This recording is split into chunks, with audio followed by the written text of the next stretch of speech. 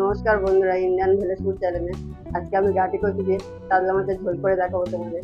এই গাটি কচু আর কাতলা মাছের ঝোল বাংলাদেশে খুব জনপ্রিয় একটা রান্নার রেসিপি। এই রান্নাটা এতই খেতে সুস্বাদু লাগে, যারা একবার খায়নি তারা বারবার খেতে ইচ্ছা করে। এই রেসিপিটা গরম গরম ভাতের সাথে খেতে খুবই ভালো লাগে, আর যারা কচু খেতে ভালোবাসে তাদের জন্য এটা খুব জনপ্রিয় একটা একটা রেসিপি। গাটি কচু দিয়ে মাছের রেসিপি করার জন্য আমি প্রথমেই মাছ নিয়ে নিয়েছি। তোমরা মাছটা যে যেমন পাবে ছোট বড় পিস করে নেবে। তোমরা মাছটাকে খুব ভালো করে ধুয়ে নেবে, জল পাল্টে পাল্টে 5 থেকে 6 বার। এখন আমি মাছের মধ্যে দিয়ে দেবো পরিমাণ মতো নুন, দিয়ে দেবো পরিমাণ মতো হলুদের গুঁড়ো, আর দিয়ে দেবো হালকা একটু কাশ্মীরি লঙ্কার গুঁড়ো, যাতে মাছটা লাল লাল দেখতে হয় আর সুন্দর লাগে দেখতে। এখন আমি মাছটাকে ভালো করে মাখিয়ে নেবো, যাতে নুন হলুদটা মাছের সাথে ভালো মতো মিশে যায়। মাছগুলো আমার সুন্দর করে মাখানো হয়ে গেছে। এখন আমি মাছগুলো ঝটপট ভেজে নেবো। এরই ফাঁকে গ্যাসের মধ্যে একটা কড়া বসিয়ে দিয়েছি, কড়াটা গরম হয়ে গেছে, পরিমাণ মতো তেল দিয়ে দেবো। এখন তেলটা গরম হয়ে গেছে, এখন আমি মাছগুলোকে ছেড়ে দেবো একে একে।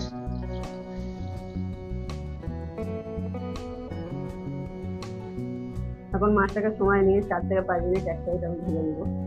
তবে এই মুহূর্তে একটু গ্যাসের আঁচটাকে কমিয়ে দিতে হবে, নাহলে মাছটা উপর থেকে হলেও ভেতর থেকে হবে না। 5 মিনিট পরে এক সাইড মাছগুলো আমার ভালো মতন ভাজা হয়ে গেছে। এখন আমি মাছগুলো উল্টিয়ে দেবো। মাছগুলো আমি এভাবে উল্টে পাল্টে দিচ্ছি। আবার আমি 3 থেকে 4 মিনিট একইভাবে এক পাশ ভেজে নেব। আবার আমার 3 থেকে 4 মিনিট পরে মাছটা ভালো মতন ভাজা হয়ে গেছে।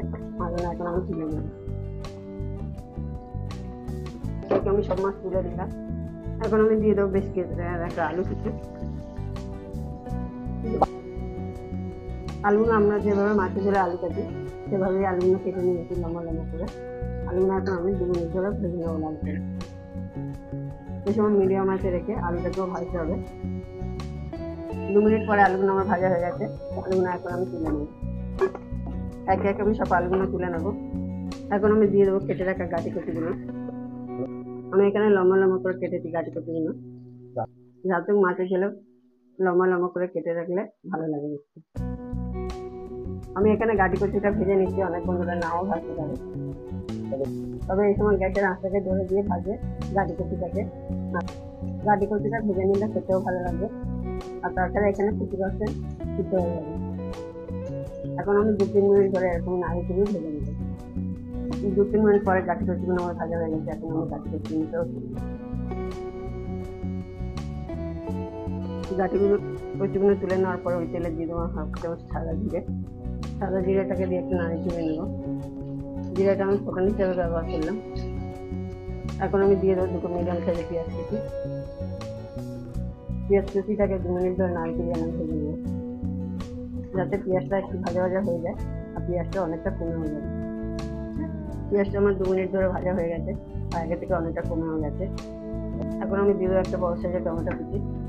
টমেটো কুচিটাকে দিয়ে আমি 1 মিনিট ধরে নাড়িয়ে তুলে নেবো। এতে কি হবে, টমেটোর যে জল ভাবটা আছে জলটা বার হয়ে গিয়ে অনেকটাই টমেটোটা নরম হয়ে যাবে। 1 মিনিট পরে দেখতে পাচ্ছি টমেটোটা আগে থেকে আমার অনেকটাই গলে গেছে। এখন আমি দিয়ে দেবো 1.5 চামচ রসুন বাটা, আর দিয়ে দেবো 2 চামচ আদা বাটা। আদা রসুনটা দিয়ে ভালো করে নাড়িয়ে তুলে নেবো। আদা রসুনের যে কাঁচা গন্ধটা সেটাকে দিয়ে আমি 1 মিনিট জল নাড়িয়ে তুলে নিয়েছি। এখন আদা রসুনের কাঁচা গন্ধটা কেটে গেছে। এখন আমি দিয়ে দেবো বেশ কিছু মশলা। প্রথমে দিয়ে দেবো হাফ চামচ হলুদের গুঁড়ো, দিয়ে দেবো হাফ চামচ লঙ্কার গুঁড়ো। লঙ্কার গুঁড়োটা বন্ধুরা তোমরা বুঝে শুনে দেবে, যে যেমন ঝাল খাবে সেগুলো দেবে। দিয়ে দেবো হাফ চামচ জিরের গুঁড়ো, দিয়ে দেবো হাফ চামচ ধনের গুঁড়ো, দিয়ে দেবো সামান্য একটু জল উপর থেকে। জলটা দিয়ে মশলাটা আমি খুব ভালো করে নাড়িয়ে তুলে কষিয়ে নেবো। এখন আমি ঘরে ধরে 5 থেকে 6 মিনিট এভাবে নাড়িয়ে তুলে নেবো, যাতে মশলাটা খুব ভালো মতন কষাতে হবে, না তো কাঁচা গন্ধ থেকে যাবে। মশলা যত কষাবে রান্নার টেস্ট তত বাড়ে। সেটা 5-6 মিনিট ধরে কষানোর পরে মশলাটা আমার দেখতে পাচ্ছি তেল ছেড়ে দিয়েছে, আর খুব ভালো মতন আমার কষানো হয়ে গেছে। এবার আমি কচু আলু ভাজাটাকে দিয়ে দেবো। দুটো আমি একসাথেই দিয়ে দিলাম। কচু আর আলুটাকে দিয়ে আমি ভালো করে নাড়িয়ে তুলে একটুখানি কষিয়ে নেব 2 মিনিট। খুব সুন্দর করে নাড়িয়ে তুলে আমি মশলা থেকে মাখিয়ে নেব। এখন আমি 2 থেকে 3 মিনিট এভাবেই কষাতে থাকবো, যাতে কচু আলুর মধ্যে মশলাটা ভালো মতো মিশে যায়। প্রায় 2-3 মিনিট ধরে আমি কচু আলুটাকে ভালো করে মিশিয়ে নিয়েছি। এখন আমি দিয়ে দেবো উপর থেকে জল। আমি প্রায় 1 লিটার জল দিয়ে দিলাম। জলটাকে দিয়ে আমি ভালো করে নাড়িয়ে দিয়ে দেবো। আর এই সময় গ্যাসের আঁচটাকে একটু বাড়িয়ে দেবো। এখন আমি ঘড়ি ধরে 2 মিনিট ফুটতে টাইম দেবো। 2 মিনিট পরে ঝোলটা ফুটে গেছে। এখন আমি নাড়িয়ে দিয়ে দেবো। ভালো করে আমি নাড়িয়ে দিয়ে দিলাম। এখন আমি ওপর থেকে দিয়ে দেবো পরিমাণ মতো নুন, আর দিয়ে দেবো 5 থেকে 6টা কাঁচা লঙ্কা কোটা। নুন আর কাঁচা লঙ্কাটাকে দিয়ে ভালো করে নাড়িয়ে দিয়ে নেবো। কাঁচা লঙ্কা দেওয়ার একটাই কারণ, টেস্টটা খুব ভালো হবে আর একটা ঝাল ঝাল ভাব দিতে হবে। তোমরা অবশ্যই কাঁচা লঙ্কা দেওয়ার চেষ্টা করবে।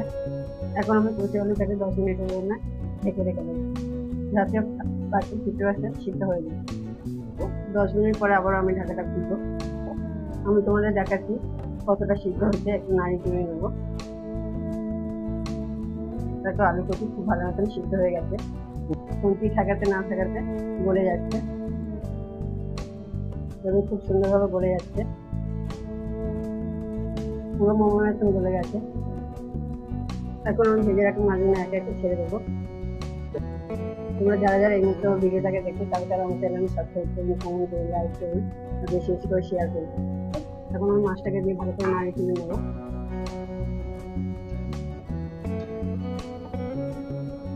আবারও আমি 10 মিনিটের জন্য ঢাকা দিয়ে দেবো, যাতে মাছের মধ্যে ঝোলটা ভালো মতন ঢুকে যায়।